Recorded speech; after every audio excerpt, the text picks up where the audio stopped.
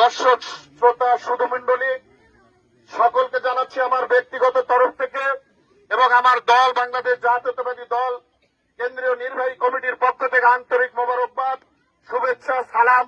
আসসালামু আলাইকুম ওয়া রাহমাতুল্লাহ। আজকে খুবই ভালো লাগছে যে আমি অনেকগুলো প্রোগ্রাম করে এসেছি। ইতিমধ্যে আমি আরো আগে আসতে পারলে হয়তো আমি বসে বসে তাদের গান শুনতাম।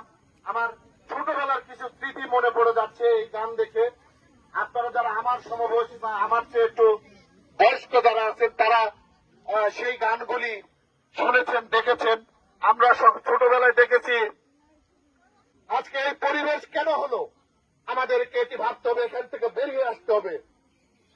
আমাদের যারা রাজনৈতিক নেতৃবৃন্দ রয়েছেন তাদেরকে সচেতন হতে হবে এবং এই এলাকার যারা গুণীজন, মুরব্বীজন, সম্মানী ব্যক্তি, সমাজের যারা সম্মান মর্যাদায় বসবাস করেন, নামী ব্যক্তি হিসাবে যাদের আমরা চিনি, তাদেরকে সচেতন হতে হবে। আজকে যুব সমাজের অবক্ষয়, মোবাইল হাতে নিয়ে বিলের মধ্যে বসে এক গ্রুপ যুব সমাজ কিশোর তারা কি কাজ করছে, কি ভিডিওতে কি দেখছে, ইন্টারনেটে কি সার্চ দিচ্ছে, আমাদের অভিভাবকরা তা কিন্তু দেখভাল করছে না। এটাকে আসক্তি হয়ে পড়ছে আমাদের এই যুব সমাজ কিশোররা।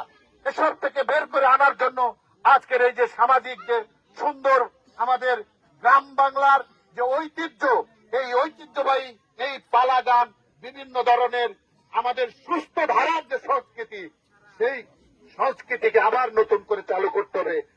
আমরা সমাজে নতুন করে শান্তি ফেরত আসবে। বিগত 17টি বছর ওই আওয়ামী ফ্যাসিবাদী সরকার বাংলাদেশের প্রতিটি অঞ্চলে একেবারে তৃণমূল পর্যায়ে যেভাবে সন্ত্রাসের রাম রাজত্ব কায়েম করেছে, বিভিন্ন লীগ, যুবলীগ, ছাত্রলীগ, হাতুড়ি লীগ, হেলমেট লীগ, চাপাতি লীগ নামক বিভিন্ন ধরনের ভুলফোর ওই লীগ নামক দলগুলি দখলদারিত্বের রাজনীতি করেছে। আমাদের এই সমাজে বিভিন্নভাবে মুরব্বীরা হে প্রতিপন্ন হয়েছে। যদি তার মনের মতো না হয় তাহলে কখনো মিথ্যা মামলা দিয়ে তাকে জেলে ভরে দিয়েছে, কখনো বিভিন্নভাবে হয়রানি করেছে, ব্যবসা বাণিজ্য দখল করেছে, জমি দখল করেছে। আমরা 17টি বছর দেখেছি।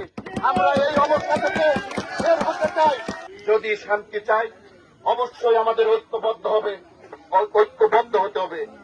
এটি আজকে আমার দাবি রইল। পরিবার সহ আল্লাহ পাক যেন আপনাদের হেফাজত করে, এই প্রত্যাশা এবং দোয়া করে আমার জন্য দোয়া চাই। আমি আমার সংক্ষিপ্ত কথা শেষ করলাম। আল্লাহ হাফেজ।